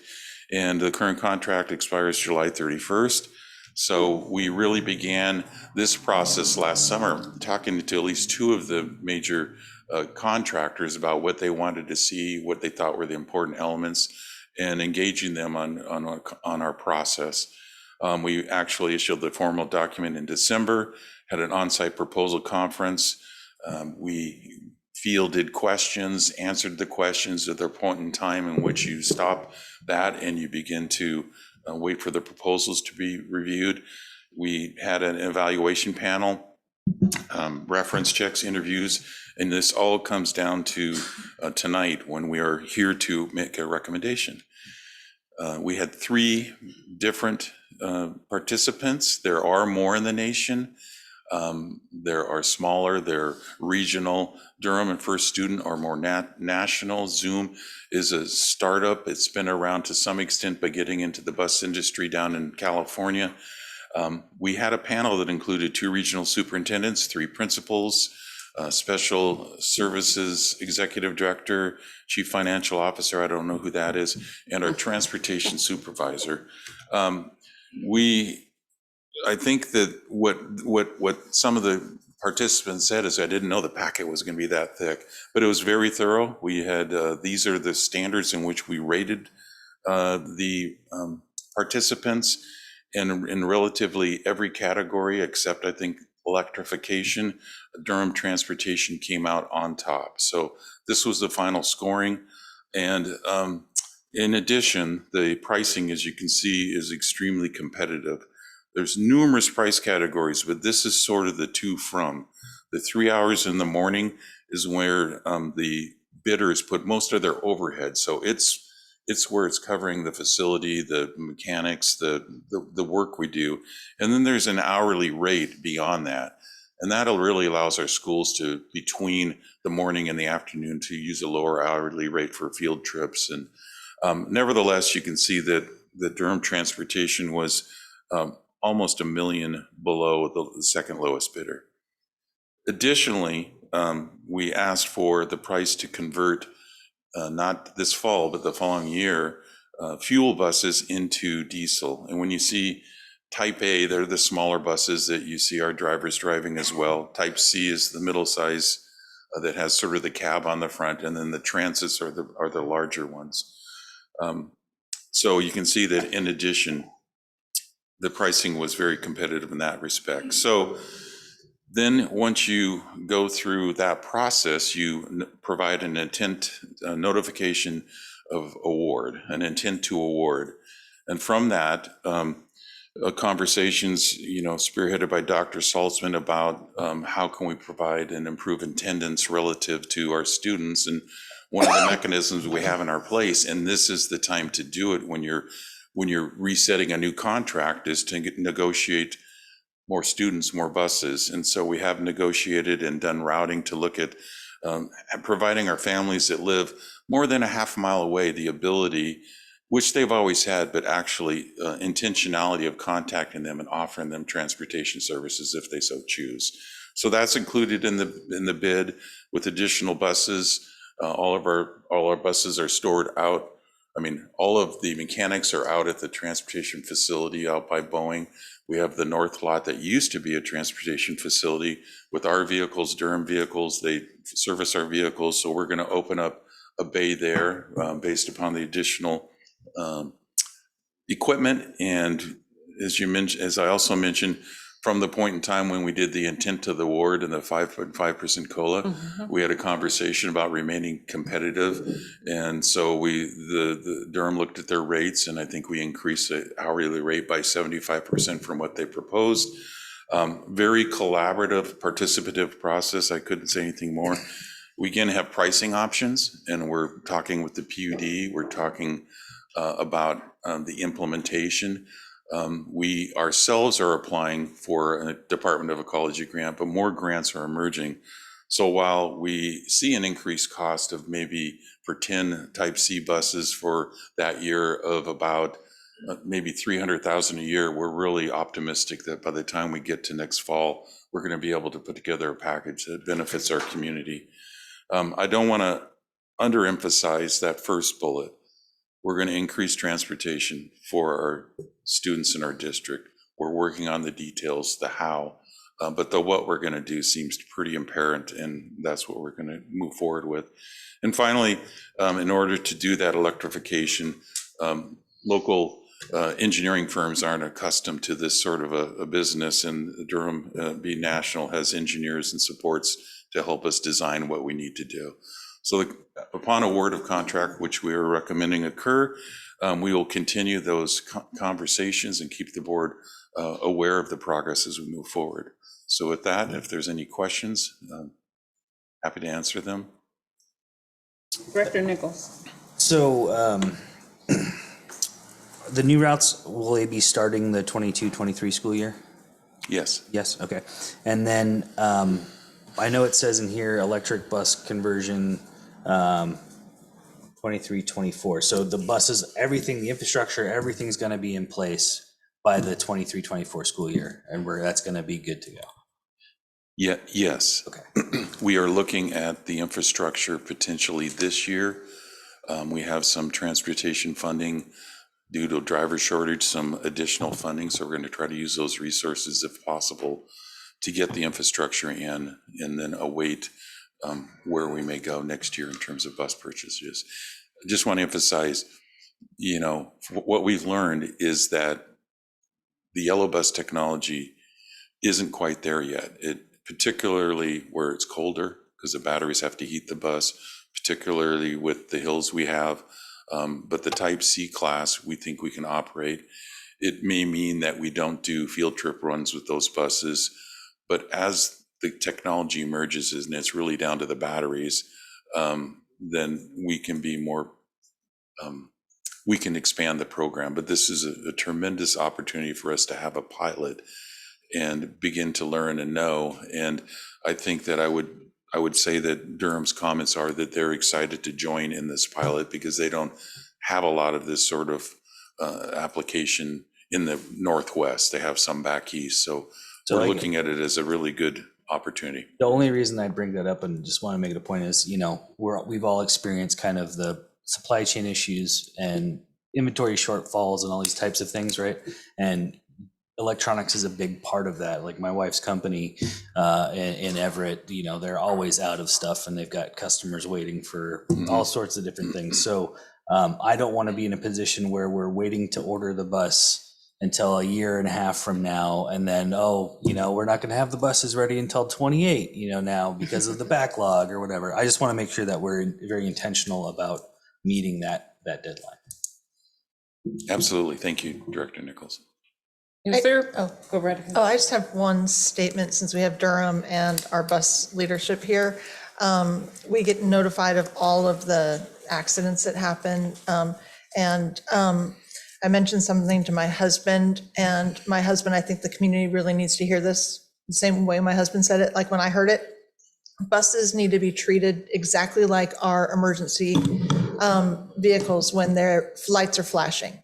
Giving them the same respect, the same rights to the road, because they have lives at stake, just like emergency vehicles. And I thought that was just such a wonderful statement, and that I really think the community needs to hear because of not paying attention, thinking they can get around them. I mean, these are people's lives in these buses and our children's lives in these buses. So I appreciate your drivers and what we do to keep them safe. My question has to do with, I know the city of Everett is doing a lot with electric buses and charging. Is there a possibility of a partnership with electric infrastructure changes or modifications to our infrastructure that we can benefit as a partner with the same? I know the buses are different, but there's still that charging aspect could be very similar and the same. Is there any kind of partnership that we can do with cities that are going in that direction? We have talked with them. We think that that's a future aspiration. It's probably not a right now because, as you said, the equipment's different, or drivers' unions, where do they park, and so we think that, and really it's the PUD who has a kind of a electrification team that we need to think about our rate structures and a number of things. And those, I'm excited in that way because this involves the PUD, it does involve community transit, it does involve Everett, and we just, so the answer is yes. The answer is yes, not today, but we've had conversations in the fall. We've talked to them about the RFP process, and so we are communicating as a municipal community. Thank you very much. And I had a question, just kind of triggered something in my head. So as you talk with community transit and Everett Transit, we're moving towards a point where everyone in our state under 18 will be able to take transit for free. That's a lot of that is within that $17 billion transportation budget. With that, what I'd love to see is us getting our students more the ability to ride transit more, because we know if they ride it at a younger age, they'll ride it when they're older. And that also might help us as we look at getting our students from high school to high school for different things like ROTC and other career pathways, let's say, that aren't in their specific school. So it would be great if we could kind of talk with community transit, talk with Everett Transit, see if there's a direction we can go. And then also with our Running Start students, right now they can take, one bus from Mill Creek that will get them to Edmonds College, as well as Cascadia, and hopefully eventually Everett. But that's a huge, knowing that you can do that for free would probably be something that folks would want to know. It's not there yet, but it should be within the next year. Okay, duly noted. Thank you. I see Kathy shaking her head. It's like, I'm so Communicate that. Yes. Student rep, did you have any questions over there? I agree with Ms. Berg. Yeah, I agree. For Running Start, it would be good to have buses like that would be able to take from Mill Creek or Edmonds Community College or Everett Community College. And because there's a lot of people that I know that weren't able to do Running Start because of transportation. They weren't able to get their license or just didn't have a way to get there. That didn't line up with if they're doing part-time or full-time. So it'd be nice to have the buses to be able to bring them back and forth. Thank you. Thank you very much, Mr. Moore. You're welcome. We'll now move to our next item on the agenda, which To vote on this? Hmm? Do we have to vote on this? Oh, we do, okay, that's, Thank you. that's Yeah. true, okay, great. Hold on. Would be in the Yes. consent agenda next. The action of this is that the Board of Directors award the 5-year contract for student transportation services for 2022-2027 to Durham schools. Do we have to have a vote, independent voice, or can we have a general consent? A motion. Motion, second. Is there a motion? So moved. Is there a second? Second? It's been moved and seconded that we award a 5-year contract for student transportation services for the 2022-2027 school, 2022-27 years to Durham School Services. All those in favor, please respond by saying aye. Aye. Aye. Those opposed, say no. The motion carries. Thank you. Okay, now we shall move to section 15.0. Dr. Salzman, what is planned in our upcoming agenda items? Thank and you, meetings? Madam Chair, Board Directors, and the public. And if I just have one point of privilege. First of all, congratulations on the contract to Durham and to our students. But I want to let the public know tonight that the financial stewardship of this board is outstanding. And that's why you see a great budget and you see things that can happen for our students. I just want to, in the audience right now is Miss Nancy Brown, who did an outstanding job during COVID, to keep these buses running. Her husband wasn't doing well, and she came to work every day and led our bus transportation. Thank you, Ms. Brown. I want to publicly call you out on that.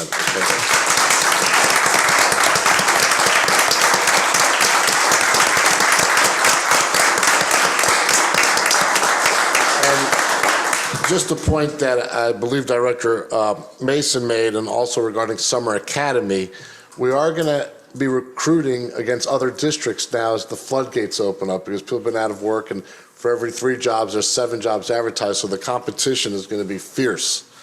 But when you look around this room to my left, and you look around outside right there straight ahead of you, people come to work to work with people like this that come every day for the good of children.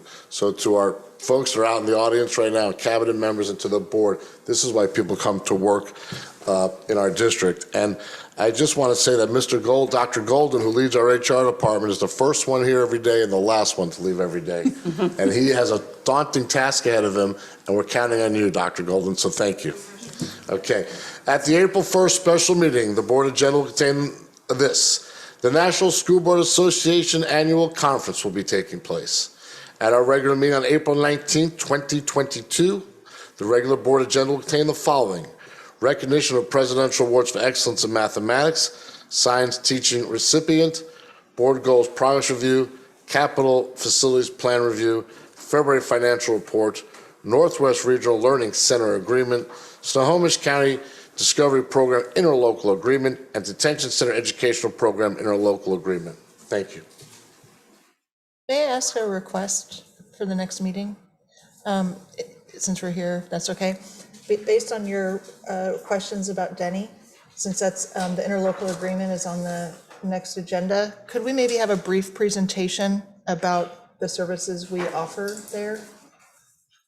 If that's something you think would be helpful? That Peter might want to. Yes, please, please, that's what I want clarity. The service provider is the ESD 189. Okay. So we wouldn't have a whole lot to say about Okay. the service provision there because we subcontract that out. So we can provide a more extensive review in the Friday report if you'd like, just to call that out Will that be that's okay. appropriate for you? Enough information in the Friday report? I don't know, because it was just based on your question earlier. Yeah, so that's no, and what I'll say about Denny, that's correct. The ESCs took over I don't know, probably a decade ago, but we used to, as districts, all kind of have to chip in per student. It was really expensive, but I think it would be beneficial for the board, maybe not in the next few months, just to have a report on what Denny is and what it does. Because the long story short is our students are there for very specific reasons, and I think it probably, before COVID, I was there once a month meeting with their cultural advisory board. I invite any of you, if you want to participate in that activity. It's a great place to talk with folks who are working directly with not just our students, but students across the county. But it probably maybe just a 2-page, here's what happens, right? When things don't go the way folks plan for our students, that's where they end up. And what does that mean for us as a district? Because at the end of the day, these students in a best case scenario come back, and what support are we providing, and what support are they getting there? Even though the ESD, we're all districts are paying into the ESD for that, but I think it would be beneficial. I agree with Director reasonable Mitchell. for a month from now, just to, again, I mean, the meeting's not for a month. Report would be great. Friday report would be great. Well, I just wonder about the community, wondering. Well, I'm not quite sure if we have, let's look at our annual plan to see where Yeah, it would that's a good best idea. fit Yeah, Okay, that's a in good idea. that, and see how we I would could- vote for a Friday report. Okay. Okay. And it may just be that, just a Friday report. And so, And we can always go down and If it's and talk administered with by the folks. ESD, I think some background information would be helpful. Yes, I mean, that's where the teachers are being paid, right? But there's also other things that Denny provides, right? So there's translation services and other things, and these are all, at the end of the day, to Dr. Saltzman's point, it's all about the kids, it's all about the students, and those are our students. When they get in that situation, they're our students, even though they're being paid for by the ESD. But we could even go down. It might be beneficial first, if you do a Friday report, you read the Friday report, and if there's questions, then we can then we dialogue can back to the expand board. it. Thank you. Great idea. Thank you. That's a good I appreciate idea. the discussion. And thank you for that That's question. good. That's good. Are there any other questions about this topic? Therefore, we shall move on to the next item, which is 16.0, which is executive closed sessions. There are no executive closed sessions scheduled for today, and that will move us to section 17.0. This concludes the business schedule to come before the Board of Directors during this meeting. The meeting is now adjourned. Thank you.